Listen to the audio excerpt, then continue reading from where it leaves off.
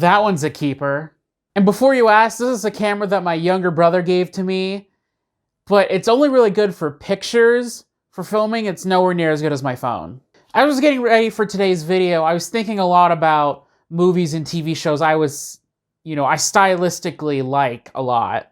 So I'm just gonna sit here and ramble about stuff I like for a couple minutes, so hopefully that turns out good.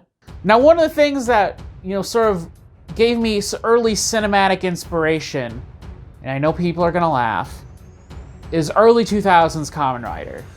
There's just something about early 2000s Kamen Rider that makes it feel hyper real. Now, I know these shows were shot at 60 frames per second, so that definitely explains part of it, but it doesn't explain everything. I don't know if it's just the way that they light things, or maybe the color palettes that they choose, but it makes it feel like the most realistic superhero thing I've ever watched. Realistic in the sense that once the action starts, it doesn't feel like it's entirely disconnected from reality. It actually feels like it takes place in our reality. I mean, it's not realistic in the same way that Chris Nolan Batman is, but I had a far easier time believing that all this stuff was happening than Chris Nolan Batman. Because of sort of that time frame of shows, it really inspires me to want to make 60 FPS videos, and maybe potentially even movies.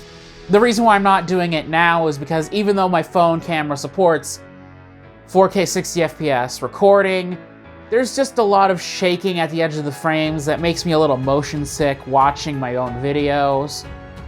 So I've stopped doing that. But if I get a camera that can do 4K and 60 FPS with no problems at all, then I'll definitely use that. I know there's a lot of people that hate 60 FPS movies and television out there, and they say it makes everything look more fake. But to me, it just makes everything feel more real. But maybe instead of me watching 60 FPS stuff that's essentially a bunch of dudes in suits, going around and beating each other up, if I actually watch sort of proper movies and television at high frame rate, maybe that exposes more things that look fake. Maybe then I wouldn't be as in favor of 60 FPS. Speaking of production value, something that really influences me, sort of as a guy who makes videos, is the YouTube channel My Life in Gaming. They talk about old game consoles, and new game consoles, and technical specifics. But what's really inspiring is just how beautiful everything looks in their videos. Rotating shots of consoles, CRTs, the beautiful green screen backgrounds that they use. Oh my god, it's so good! You can also tell they're people who are very cinematically competent, but they also really love video games.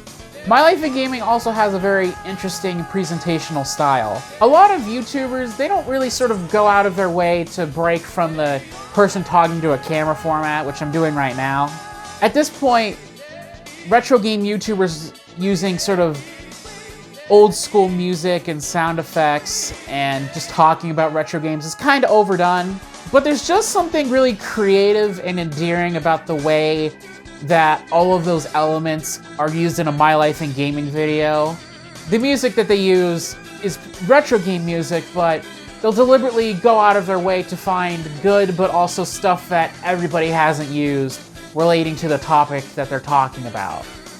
My favorite moment of this is when they talk about PVMs for the first time. They use a track from Beautiful Joe, and that just sort of visual and musical combination has been burned into my brain ever since I've seen that video. My Life in Gaming also shows that you can have really both an intense passion for filmmaking and the craft of it, but also video games at the same time. I'm not going to talk about every inspiration I have in this one video, but I just want to talk about one more. Linus Tech Tips really inspired me to become a video editor. The main editor there, Taryn Van Hemert, he really is like my video editing role model. I mean, for Christ's sake, this whole camera setup is entirely inspired by the intro he did for his 4-hour Adobe Premiere tutorial. Taryn showed me that even just editing a bunch of tech videos on YouTube, that you can find some real meaning and authentic work through it. and also expanding your skills and becoming better and going into new fields that you've never really dealt with before. Now, I'm probably overhyping the importance of one guy in one editing team on one tech YouTube channel. But he's very authentic, I think, and I find him very fascinating. Linus Tech Tips has really inspired me in sort of my goals and aspirations. A couple weeks ago, somebody asked me, what's your dream job? And the closest thing I could really explain to them was me working for Linus Tech Tips as a video editor and occasionally hosting an episode or two if there was something I was really passionate about. Anyways, this is a more personal video, so I hope this was interesting, and I'll see you tomorrow.